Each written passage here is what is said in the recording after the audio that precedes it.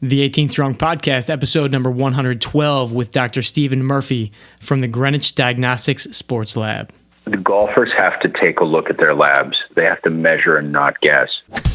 Welcome to the 18 Strong Podcast, where you get direct access to the world's greatest experts on training harder, practicing smarter, and playing better golf. Now, here's your host, Jeff Pellizzero. Hey everybody, how are you doing? This is Jeff Pellizzero, host of the 18 Strong Podcast, and this week we are talking all about blood testing. We're talking about optimizing your performance on the course, off the course, and just, the health of your lifestyle by knowing exactly what's going on in your body. And I feel like this is a very important topic because it's something that most of us don't really know much about. We tend to hear a lot about nutrition and supplementation, but what's really going on under the hood? What's really happening at the cellular level of our body? What's going on in our blood? How do we know what supplements we need to take, what changes we need to make in our diet? And that's where our guest for this week, Dr. Stephen Murphy, and his business, the Greenwich Diagnostic Sports Lab, really shines at measuring these things, not guessing, but measuring what we need to do in order to optimize our performance. To just give you a little background on Dr. Murphy, he's a Yale-trained, board-certified internist and bariatrician that did his internship in medical genetics and pediatrics, eventually serving as the clinical fellow in medical genetics at the Yale School of Medicine. And then he went on to start his private practice.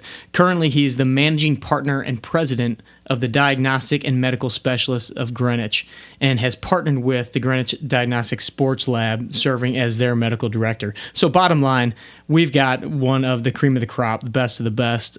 So very intelligent guy who's doing a lot of great work in the world of, just medical testing and genetics and, really looking at human performance and how we can optimize that. So what's very cool is I had the chance to have Dr. Murphy actually analyze my blood panel. Thanks to the folks at the Greenwich Diagnostic Sports Lab, Gilbert, Michael Manavian, and Dr. Murphy, they ran a blood panel on me. So this is a very personal episode for me because you're going to hear a lot about things that I didn't know about myself. What was going on with my readings on my cholesterol, my hormone levels, things like that. And I wanted to give you an inside look at what this process is like. I had never done this kind of testing before. Most of us have had our blood tested via our primary care physician, but this takes it to a completely whole new level from what the testing that I've had done before and what these guys looked at. In fact, you're going to hear what initially sounded like some pretty scary information from my testing, but Dr. Murphy consoled me and let me know that there were good things going on as well as some of the other issues that we had. Some other things we're going to talk about are the big factors that you have to worry about when it comes to heart disease and being at risk for heart attacks. And cholesterol is just one of those. Typically, cholesterol gets the bad rap, and that's the big thing that we look at. But there's a couple other factors that we looked at. We're also going to break down what some of these different terms and tests mean. We hear of HDLs, LDLs, all that stuff. And Dr. Murphy's going to go through that, as well as talking about diet and specifically fats and why Dr. Murphy actually wanted me to add in more fats in several cases in order to change some of the things that were going on. And then the other topics we're going to talk about are the 5 things that you should ask your doctor to test when you do have a chance to get a blood test. We're going to talk the quality of vitamins and some suggestions on different brands and what you need to look out for there. And then other things like vitamin D. We all hear we need vitamin D, we need fish oil. Well, what are the things that we need to look at and what are the right ones to be taking? Fish oil or krill oil or what should we do? So then I definitely want you to stay tuned to the end of the episode because we're going to give you the opportunity to find out how you can talk to the guys at the Greenwich Diagnostic Sports Lab about possibly getting tested.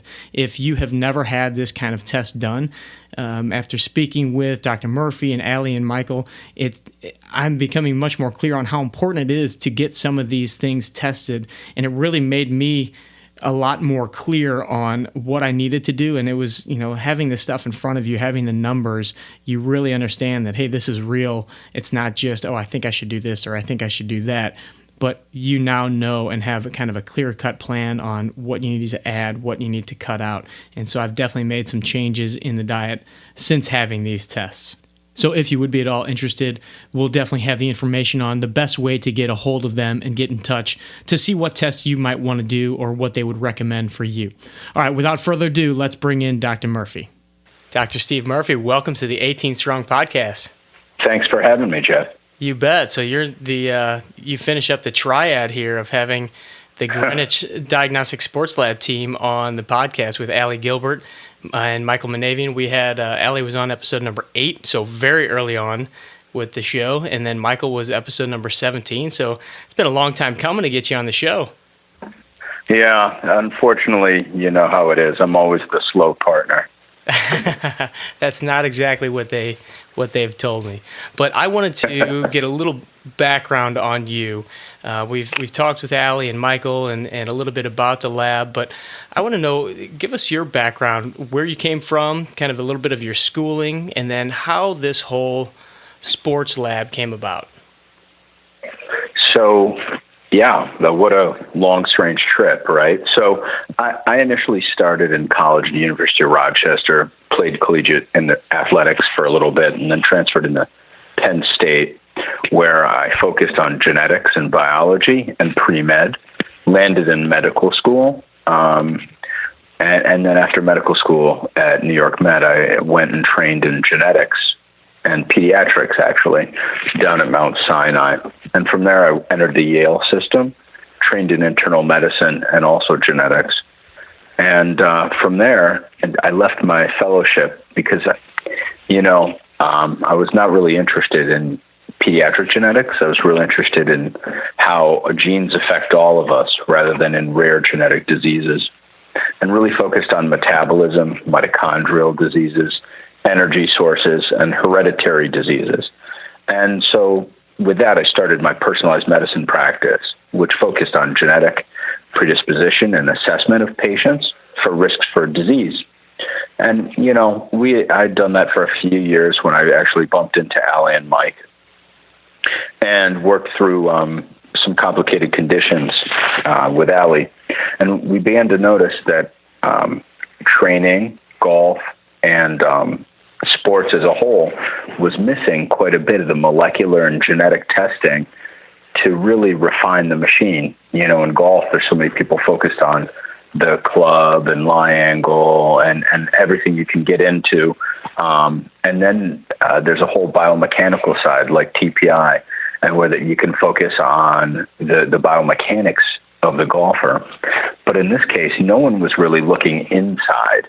And we really felt that taking care of the athlete and treating them as such and optimizing their performance through our performance triad, we'd really maximize results for athletes. And so by getting together like that, we were able to hit it from all of the angles. And we've been very excited about that. And how long have your doors been open? So we founded a couple of years ago. We've been providing this service for a few years before that, but we really came up with the name and all of those things for about 2 years now. I think we started launching at the PGA show a couple of years ago. Nice.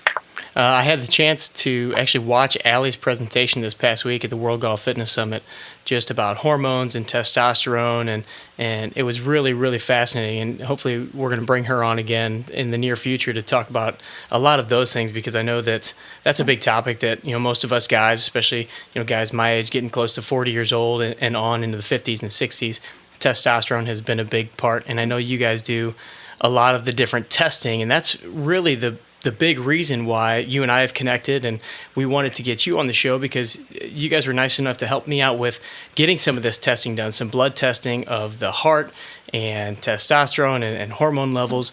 Give us an idea of, or if you could give us just more detail on the tests that you guys ran on me, and then I want to kind of go through a little bit of the results and the conversation that you and I had a couple weeks ago about those results and what your suggestions were. Sure, absolutely. We'll get through this in short order. We are big believers in measuring rather than guessing, whether it's hormones like testosterone or it's risk for cardiovascular disease.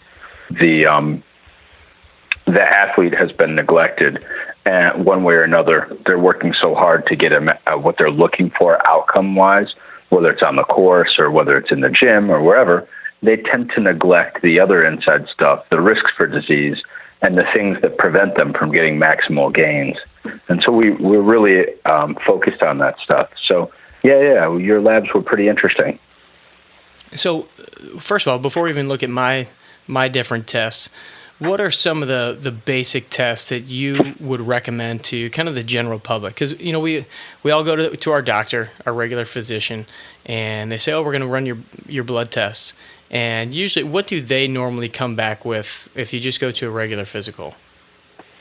So the simple stuff, right? So we focus on risk stratification, and you can use that with a whole host of different data points, whether you're looking at 5 different data points or you're looking at 500, and you can risk stratify models for disease or for suboptimal health outcomes. And some people, your standard labs look at a cholesterol level, your healthy cholesterol as a whole number, your LDL cholesterol or your lousy cholesterol as a whole number, and then they look at your triglycerides. They may also look at your simple prostate labs and just a prostate-specific antigen once you get over 40. They'll look at some kidney functions, and they'll look at your liver functions. Some doctors may test a vitamin or two, but often not very much. Right. So when you guys bring somebody in, obviously there's a gamut of tests that you can take an individual through. What were the tests that you took me through? Well, the big ones we like to focus on, and what we went through with you, are ones that have to do with your cardiovascular risk. We also look at how your engine is working. We look at your insulin levels, how you're burning carbohydrates. And we also look at some really interesting test results on hormonal optimization, things like your testosterone levels. We look at your thyroid levels. For vitamins, we look at things like vitamin D. On some other people, we may go into another set of micronutrient tests, because drawing blood only gets you the nutrients in the bloodstream. One of our tests that we do, we didn't do it on you, we'll have to double around with that, tests inside the cells themselves to make sure that the nutrients that are swimming around in your bloodstream are getting in the cells, so that way you can really optimize your training. And so we look at those things. We look at, as I said, hormones like your thyroid. And then we look at your diet, because you need to feed the machine. And believe it or not, we've been so focused on this low-fat diet fad for years that we now have it swinging in the other way, which is paleo lifestyle, ketogenic diets, very low-carb, high-fat diets.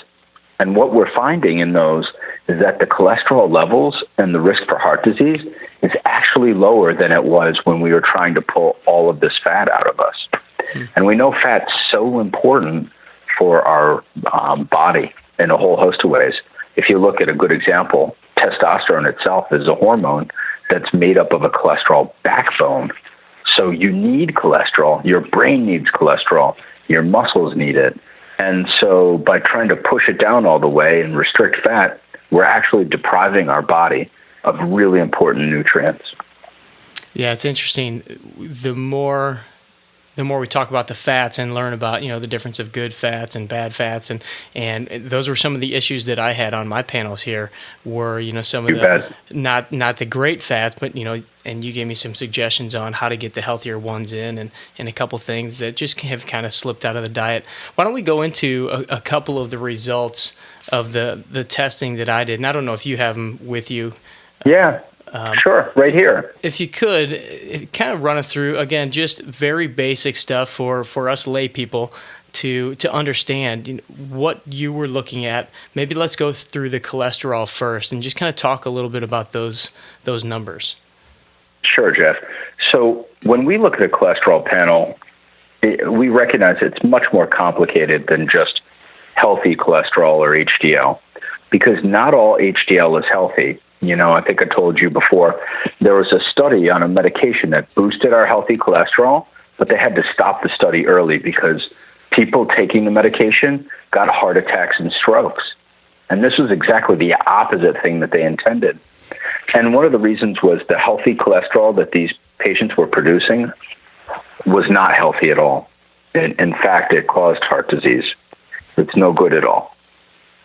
So what we really like to focus on is the subtypes of healthy cholesterol.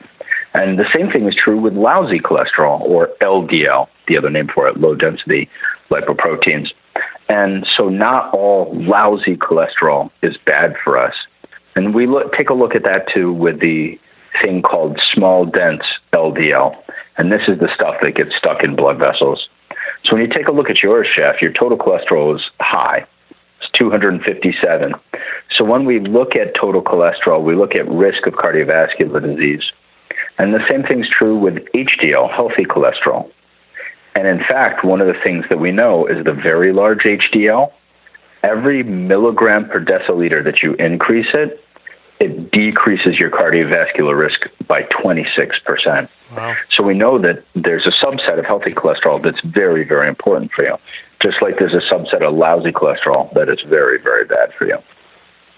So in your case, your total cholesterol being 257, we looked at your lousy cholesterol, your LDL, and what we found there was you were at very high risk, 180 milligrams. Now, to not discount that, I looked at this type of LDL that was there, and we looked at your small, dense LDL, and we found it was 32% of your total LDL. So that's a very high-risk portion. And so we went over a few things to help lower that in you. But I tell you what, when you look at your healthy cholesterol, you're making over 60 milligrams per deciliter, which is very good.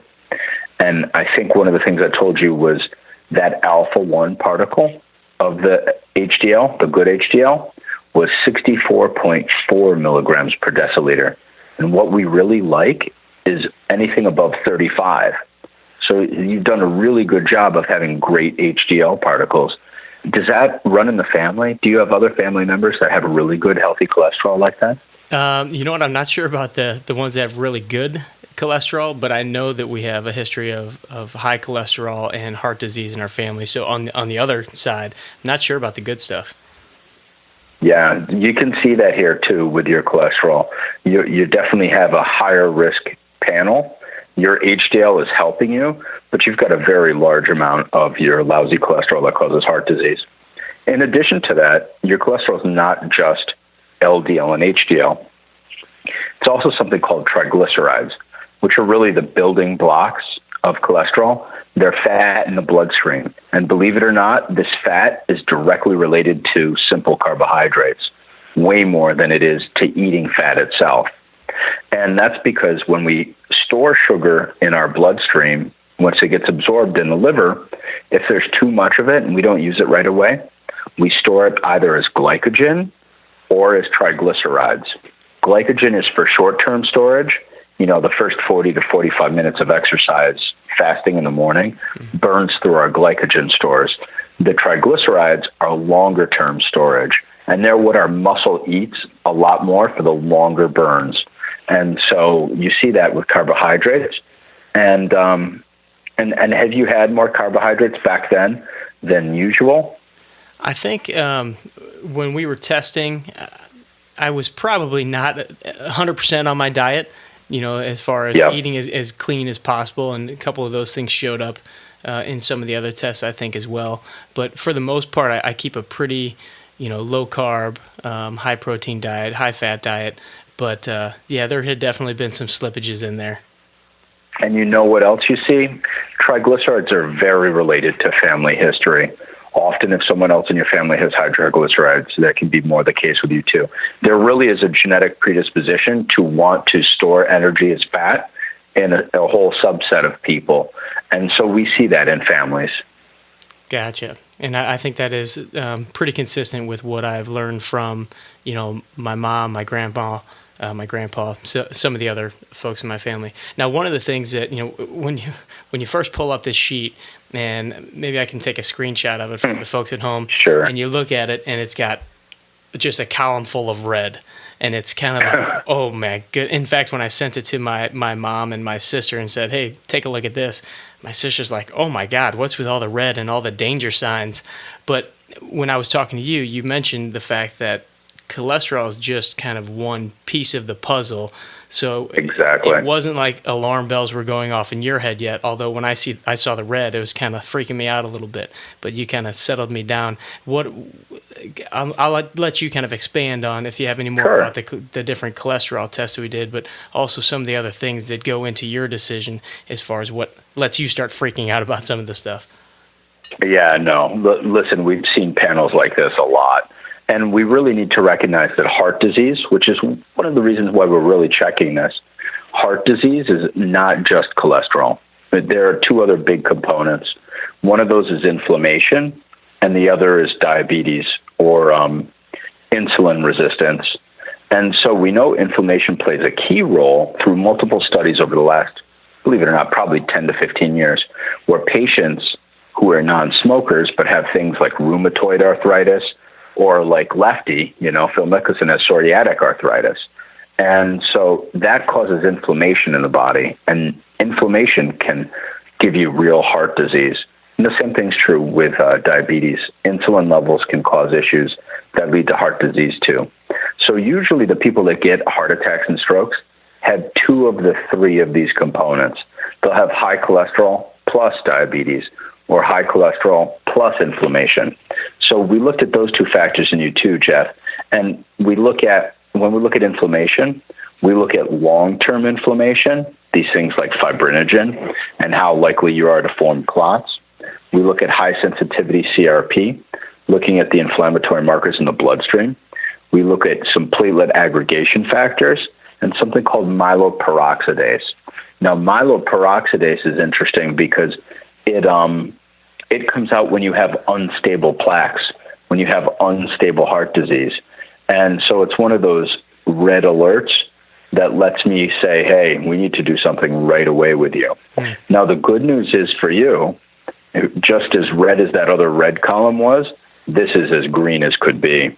And this really speaks for the fact that eating a diet that is higher fat, lower carbohydrate, it really, really can reduce your inflammation in your body. And we see that now with patients that have these inflammatory conditions, where we're now getting them the heck off of insulin-provoking foods and really trying to get them more good fats. It's definitely something that I've been working on over the past year. And when you kind of alluded to the fact that these green numbers are because of the diet, it's interesting when you get this stuff tested and you're able to see it on paper, it makes it so much more concrete as to what's really happening. Like you said, measure, don't guess. And so, since our conversation last time, it's definitely been much more in the forefront of my head as far as what I'm eating, what kind of fats I'm putting in my body, what we're buying at the store, what we're cooking up. And it definitely has made a huge impact on just the day-to-day choices when you see it on paper like this. Yeah, no, it's really true. And what you'll find is you'll retest yourself, and you can really see and fine-tune, just like you would with a TrackMan or anything else, right? You're going to notice it in the game. By getting the numbers, by tracking it, by really watching, you can get real great improvements here. And in the inflammation line where you were at, fats play such a huge role.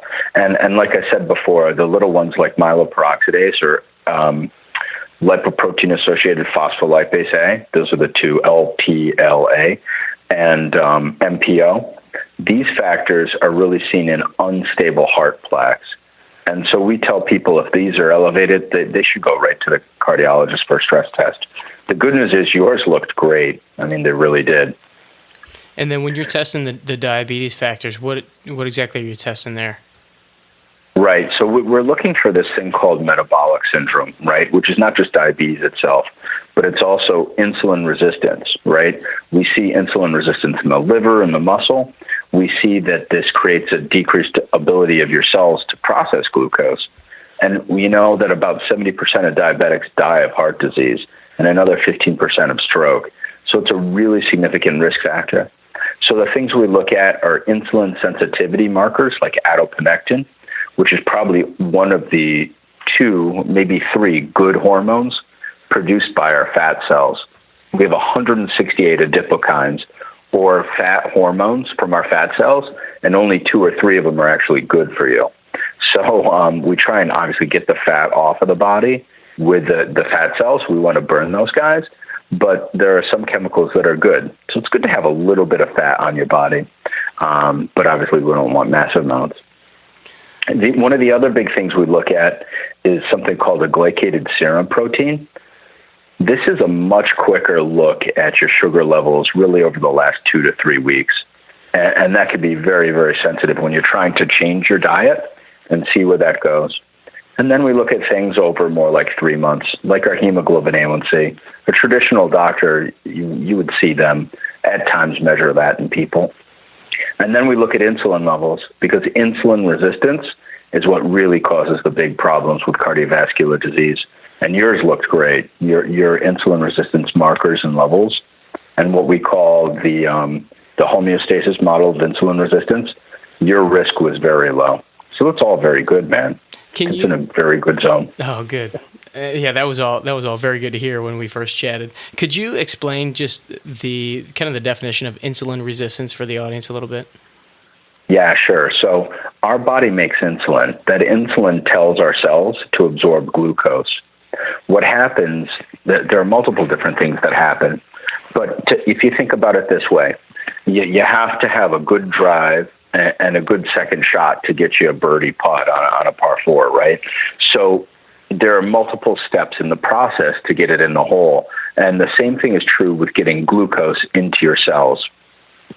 The first step is your body needs to recognize that there's glucose in your bloodstream. So if you don't recognize that, then you can't process it very well, and you can't signal insulin to get excreted from your pancreas. So that's one type. Another type is where we excrete insulin, but the problem is it's kind of like shouting with a pillow over your mouth. You have to shout louder and louder and louder to get someone to pay attention to you. And that type of insulin resistance we often see with people that have sleep apnea or obesity or have low testosterone levels. Low testosterone levels are probably one of the biggest killers of men. We age earlier, we lose muscle mass, and we develop insulin resistance. And it's that insulin resistance that causes heart disease and strokes. Very interesting. So what are some of the other big things that you saw on my tests here? I've got kind of a list of what I remember and just going through the charts, but what are some of the other big tests that you did and that we kind of talked about having some suggestions on? Yeah, right. So there are things that matter here quite a bit. One of the things we talked about is, as I said, I trained in genetics at Mount Sinai before I went and did the internal medicine. And one of the things we look at is pharmacogenomics, right? How we're going to metabolize medications. The goal for you, obviously, is to not have heart disease and not have strokes. But if you do, there's a medication we use called Plavix. And we looked at how you respond to it. And what we found out is that you actually metabolize it so well that it increases your risk of bleeding. Now, that seems counterintuitive, but by metabolizing this prodrug into an active drug, you get a higher level of the medication. And so we told you to stay away should you ever have heart disease and strokes. Knock on wood, we don't have to deal with that. We make sure that you stay away from that medication or just use normal doses. One of the other big things, so that's a medication-related one. One of the other big things we had here was we looked at your testosterone levels and your free testosterone. And while you have good testosterone, it could be better, right? And we talked about the ways to improve your testosterone levels. Your vitamin D is 39. Ideally, we like that above 40 into the 50 range, and it helps stimulate testosterone production.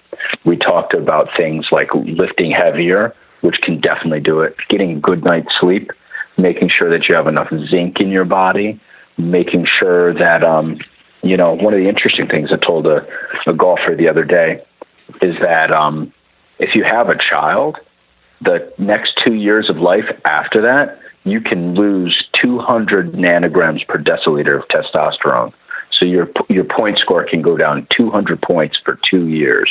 Wow. And it's tough to recover. Well, think about that. Men get the baby belly too, man. Yeah. They end up, that's just what happens. And it's because your testosterone levels are going down. So you're losing muscle mass. By losing that muscle mass, it increases your risk of insulin resistance. And it's a self-perpetuating cycle, right? Because you lose the muscle mass, you don't exercise, you lose more muscle mass, and then it's just a vicious cycle. Also increases your risk for dad bod. Yeah, listen, dad bod's not a good thing, right? It's the real deal. We've been fighting that for years at the Sports Lab. So other big things for you, which I really wanted to go over, included one of your molecules called coenzyme Q10. It's very responsible for energy production. And if you take a medication, I know you don't, but if your listeners are taking a medication to control their cholesterol, one of the things that can deplete is something called coenzyme Q10. Coenzyme Q10 makes energy. It's responsible for energy in our muscles and our nerves. And if it's low, right, you need to take a supplement. In your case, yours was borderline. But for your listeners that take a statin medication or those sorts of things, all of them should be on at least 100 to 200 milligrams of coenzyme Q10 daily. And you mentioned that there's a certain kind. It's like a liquid form or something? Yes, better? Right. Yes, absolutely. You want to have a fat soluble coenzyme Q10 like ubiquinol or Qnol is a really good type because it's fat soluble. Because you can take all the coenzyme Q10 in the world, but if you don't, again, it goes back to eating good fats. If you don't have fat with it, it won't get absorbed and properly transported into the cells where it needs to go. And so just to clarify, when we're talking about fats here, what are the type of fats that are best to help boost that coenzyme Q10 and some of the other things that we've talked about? Hey, man, you segued right into our fatty acid balance test see, that we looked at with you. Yeah, I know. It's a home run. Nice job, Jeff. So the big things here we look at are there different types of fat. There are saturated fats, and that was where a lot of the hype was on saturated and trans fats. And we said, saturated fat causes heart disease. It's so horrible for us. And the same thing with trans fats, which you'll find even McDonald's is kind of getting out of trans fats. But you would find that in a lot of fast food or boxed or bagged food, which is like poison. Those fats can cause inflammation. And so, again, it goes back to fats plus inflammation. But not all saturated fat does, right? And so your saturated fats were borderline, but your trans fats were good. And in a real world, if your trans fats are good, I'm okay with a little bit more saturated fat in the body. But what I'd really like to get are our monounsaturated fats. These are things that we see in avocado or almonds or plant-based oils like olive oils. I also like to pull up your omega-3 fatty acids, right? These are things like EPA, DHA, and DPA. In addition to that, I also like alpha-linoleic acid because alpha-linoleic acid has a really good ability to help serve as a building block for a whole host of different things. We see alpha-linoleic acid, and it's another omega-3. And that's the one that I think, what was it, the chia seeds and the flaxseed are good for? You got it. It's a home run. A little chia pudding goes a long way, right? You can get it in other sorts of things too, right? You see it in kiwi fruit seeds. We can see it in lingonberry seeds. But really, the most of it you get is from chia. You can also get a ton of it from walnuts, right? And these, the seed sources are really a really good way to go here.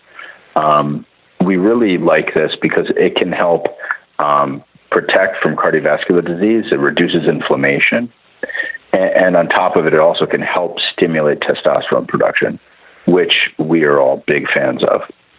Yeah, just since our conversation, I've definitely been mixing in the flax and the chia into, whether it be protein shakes or I made my first couple bowls of chia pudding, which I got to get my recipe right, but it was pretty good and ate it for breakfast and it was so simple and easy to make too. You just mix it up in a bowl the night before and you're ready to go in the morning.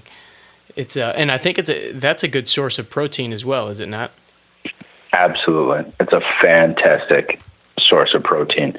So in addition to that, have you increased walnuts at all? I really like walnuts yes. for a whole host of different reasons. These guys have a lot of cancer-fighting properties, right? They have, they've done a few studies which found that it reduces some risk of prostate cancer in men. And in fact, they found that eating 2.5 ounces for about 10 to 18 weeks can reduce the growth of prostate tumors. It's no joke. It's a very, very good thing. Wow. In addition to that, we know that eating, just ready for this, just 4 walnuts a day can boost your ALA levels. So it's not like you have to really load up on bowls and bowls of it. It's just very, very good. In addition, walnuts have a couple of antioxidants in them that, again, help with DNA damage and help reduce inflammation. These are kind of what we call free radical scavengers. These are things like flavonols or tannins or these sorts of things that are really powerful antioxidants.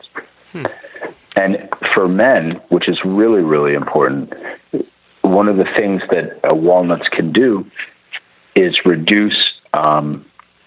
improve your body shape. We know that actually a half a cup a day, we find that it improves reduced fat and visceral body fat. It also improves sperm quality. There's a study done, and it showed that it improves morphology and activity of the sperm. So I'm a big fan of these two, right? Walnuts are no joke. They're very good source of alpha-linoleic acid. When you say visceral fat, can you explain that a little bit aside from just regular fat? Yeah, right. So we have the fat that's on the outside of our body, right? These are our love handles and these sorts of things. And then we have fat that surround our pancreas or get into our liver, and that's the stuff that can cause real damage. That's the stuff, that visceral fat, that's what can cause real insulin resistance problems. Remember how I said the adiponectin, which is secreted by fat cells, is good for us? There's a chemical in fat cells called resistin, and that's very bad for us. And that, once it gets secreted around your pancreas, can really, really cause insulin resistance and give you big problems with heart disease. Yeah, that's what I've always heard is the visceral stuff, the internal fats those are the real damaging and scary ones, and that's not something you're just going to run off on a treadmill. That's where this internal stuff, the diet and nutrients and everything come into play. What about you mentioned vitamin D, and I know that in Allie's talk she said the one thing that she is confident she can recommend every person supplement is vitamin D. Why is that so important, and how, aside from just supplementation, what are the best ways to get it? Yeah, so obviously it's more than just sunshine. One of the things you really want to get is you want to get a fat-soluble vitamin D. Again, this goes to fats being able to be absorbed properly that way. And vitamin D is a hormone, man. It is one of our really essential vitamins. It's what we call a wonder vitamin. It's a steroid. It's a steroid hormone, right? It regulates easily 300 to 400 bodily functions, from fertility to growth hormone secretion to testosterone secretion. We found that men with insufficient vitamin D levels had real lower levels of testosterone, and by supplementing them, you can improve testosterone and improve the amount of free testosterone in the body. We also found that vitamin D has real big help with our hormones, luteinizing hormone, which stimulates our testicles to make testosterone. It also helps with things like inflammation and immune regulation. So if you have low vitamin D, you're at increased risk of things like autoimmune disease of the heart, of the thyroid, autoimmune disease of your nerves, things like multiple sclerosis. And so by taking vitamin D, it really, really helps. And the problem is when we look at UV light exposure, if you really want to get the best UV light exposure to boost your testosterone levels, you have to actually expose your genitals to the sun. And I don't know how many people talk about this, but that's the best way. If you want to use the sun, is don't go get a sunburn, but you have to expose your genitals to the sun. I mean, that's really how you have to get it, which is why we advise people to supplement, because we really look for an ideal blood level between 50 and 70 nanograms per deciliter. So many jokes running through my head right now. What? Just saying. So when we are supplementing, how much do you recommend somebody, say a grown male, supplement on a daily basis? Between 4,000 to 5,000 international units of vitamin D3 daily. And as we talk about different supplements, because obviously we both know, and hopefully the majority of the audience knows, that there's a lot of differentiation between quality of supplements on the shelves. What would you recommend to somebody that doesn't have a specific company that they're loyal to or that they know about? How would you suggest them picking out the proper supplements? Yeah, I think there's a few ways to look at it, right? The number one way to look at it is, are we getting labs that are, are we getting a vitamin that's been analyzed, right? Is the producer is doing it in GMP conditions? So we can find that with certain almost pharmaceutical grade vitamin D supplements. These are things like Solgar, which is a really good brand. You want to look at the brand, and you can even just Google it and find out whether there have been any issues or not. But one of the best things you can look for is what we call GMP, right, which is good manufacturing processes, to make sure that you're getting an effective manufactured vitamin D. Now, when I say vitamin D, I actually mean vitamin D3, right? Vitamin D2 is made in a chemical process that is not good for us. So we really focus on vitamin D3 here. And another place to look, believe it or not, is actually Consumer Reports. Consumer Reports really has a great job of breaking down vitamin D3s. They do a bunch of laboratory tests on them to make sure they don't have stuff like arsenic or lead in them, which are obviously not really good things for us, right? We really, Consumer Reports does a really good job of looking and making sure you don't have heavy metals in your vitamin D3. Are there any particular brands that you would throw out there that you guys either use or know are high quality? Sure, absolutely.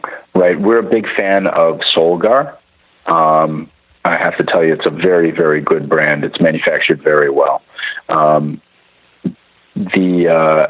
There are also a couple that Vitamin Shoppe made. Now, Vitamin Shoppe has gotten some bad press before, and that's because other vitamins actually did have lead in them. But the vitamin D3 that they have didn't have any issues with it. I also like Nature Made, which makes a really good liquid vitamin D3. Now, Mike and Allie can tell you a whole bunch more of the vitamin D3 drops that are ultra concentrated. The name of the manufacturer just eludes me. So we can ping those guys and find out what the manufacturer name is, and then maybe you can put it on the website later on. Yeah, absolutely. I'll have some links in the show notes to all this stuff. One thing I wanted to ask about with the EPAs, and taking fish oils. I've heard fish oil versus krill oil. Do you have a preference, and can you explain the difference between the two? Sure, absolutely right. So krill oil and fish oil have different ratios of EPA and DPA to them, and DHA. And so krill oil is really an extract. They take it from Antarctic krill, basically. And it's a little bit different than your traditional marine fatty acids, right? These have a couple other different things, right? One of the big things that you see is that in krill oil, right, your EPA and DHA are mostly bound to phospholipids, right? Whereas in fish oil, it's mostly incorporated into triglycerides. So the problem with triglycerides, again, is that, remember when I said triglycerides themselves can give you a few different issues, and some of them can lead to arachidonic acid, which is a pro-inflammatory molecule, and that's why a lot of people are pushing for krill oil, right? Now, krill oil also contains something called astaxanthin, and astaxanthin is actually a anti-inflammatory molecule, and so people really purport that you have a better outcome with that. Now, listen, there's science and then there's pseudoscience, and we have to be very careful here when we look at the krill to fish oil difference. And and it's still something that's up for debate. There are no hardcore studies that shunt me one way or the other.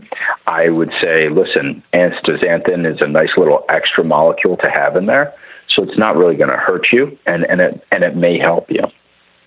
Gotcha. So, yeah, and I've read different things, and it just kind of seems like I always come back and forth between the two, and never really pick one or the other, or figure that one has really persuaded me to go in that direction. So I just wanted to ask your opinion, and kind of came up with a similar answer. Yeah, that's basically it, right? I mean, that's very much where I am. It's got astaxanthin in it, which is nice. You can't argue. It's a useful thing to have. And if you want to do krill oil, it's really not going to hurt you. And the benefit is very similar to fish. But I got to tell you, if you can get really good omega-3s from eating right, then you're in a really good zone. So that's the way I tell people. Natural first, and if you can't get it all that way, well, then turn to supplementation. Excellent. I love that. All right, before I have my final questions, just want to see if there's any significant misconceptions that you see kind of a lot of your clients coming in with, or the general population, regarding, we talked about the fats and how times are kind of changing as how we look at those. Any other things that you see people coming in talking about or having questions about that you feel like needs to be spread to the masses? Yeah, I can't get over the fact of how testosterone deficient men are in the United States. Don't just settle for a total testosterone level, and don't accept a level that is quote unquote normal. If your testosterone is 250, you're not normal. It is not a normal total level. I don't care even if you're at 80 years old. It is far too low. So I think people really have to ask questions when you're on the low end of normal and you have symptoms. I think you have to challenge your doctor, and if not, look for another doctor. That's great. All right, last couple of questions to wrap up the show here. First of all, Caddyshack or Happy Gilmore? Oh, I'm Caddyshack guy. I kind of had a feeling. If you had a chance to walk 18 holes with anyone in the world, past, present, future, doesn't have to necessarily be in the world of golf, who would it be and where would you play? Oh, man. Oh, you're killing me. I think that I would probably play the black course, and I would really, really, really probably play with Arnie Palmer. We're both Pennsylvanians. He's from the other side of the state. That guy, a legend on multiple fronts, but just to hear his stories of stuff that transpired off the course, as well as kind of his philosophy on life, really, really would appeal to me. That's a great choice. The more I, since his passing, the more I see and learn about him and just see the old pictures and videos, I wish I could have seen him in his prime playing, and I want to learn more about him, because just the energy that he has, and I think, like you said, the passion for life that he seemed to exude is like no other.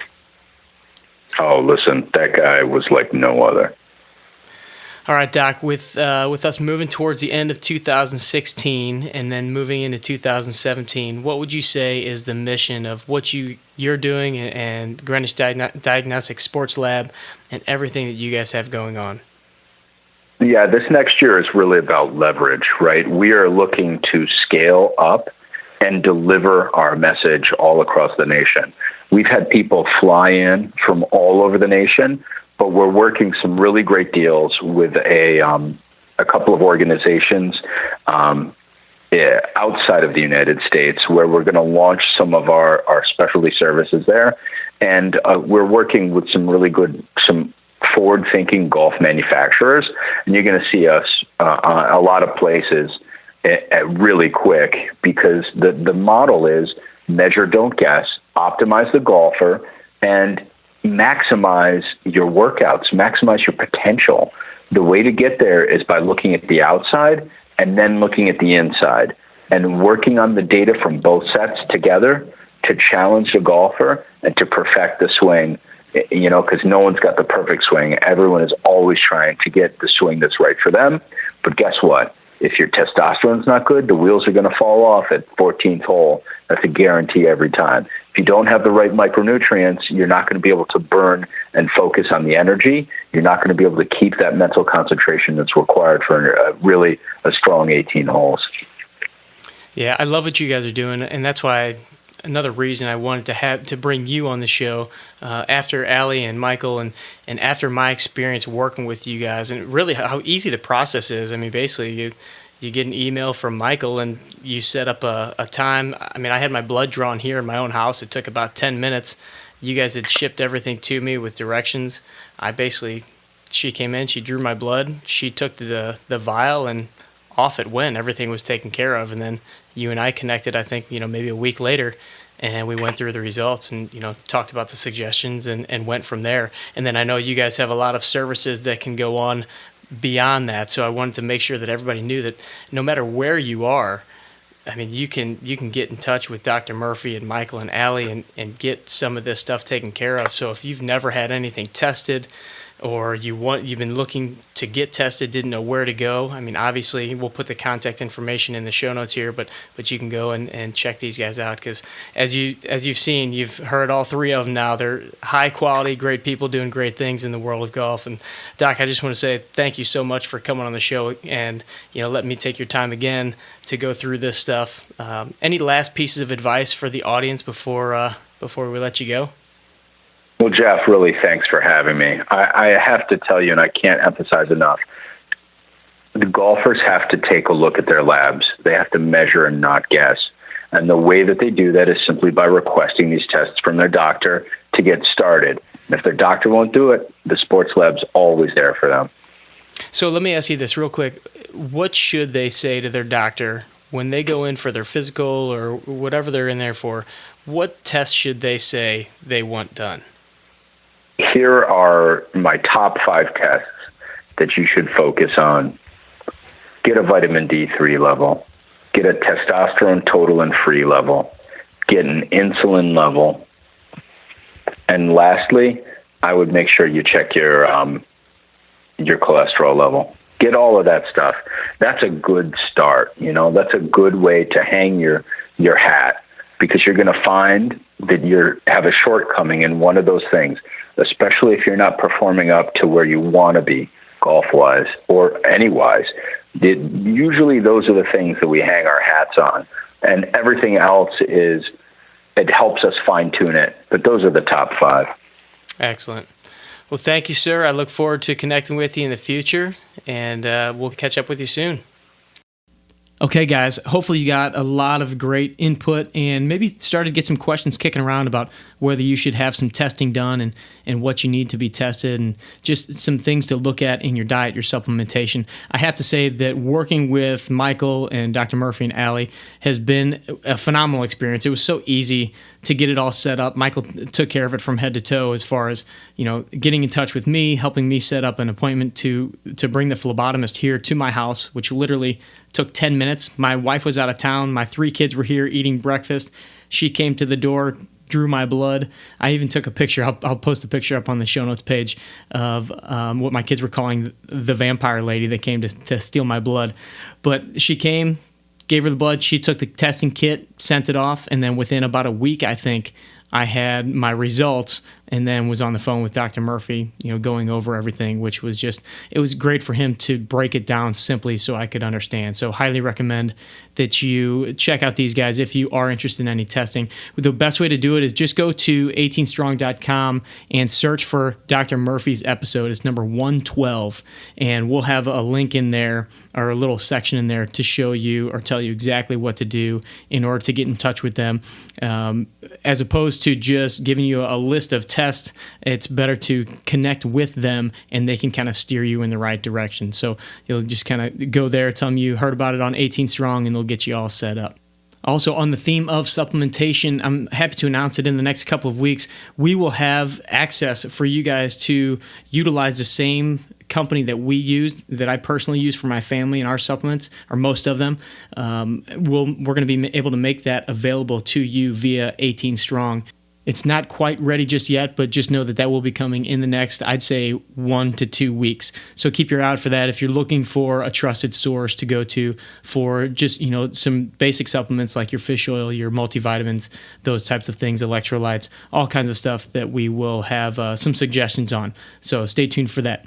All right. I appreciate you being here on the 18 Strong podcast. As always, we've got tons of great guests coming up, some that we connected with from the World Golf Fitness Summit. And I'm even going to be doing some short little extra episodes with a few interviews that I was able to capture while I was at the World Golf Fitness Summit. So these will be in addition to our regular episodes. So you might notice an extra download in your inbox from iTunes if that's the way that you get the 18 Strong podcast.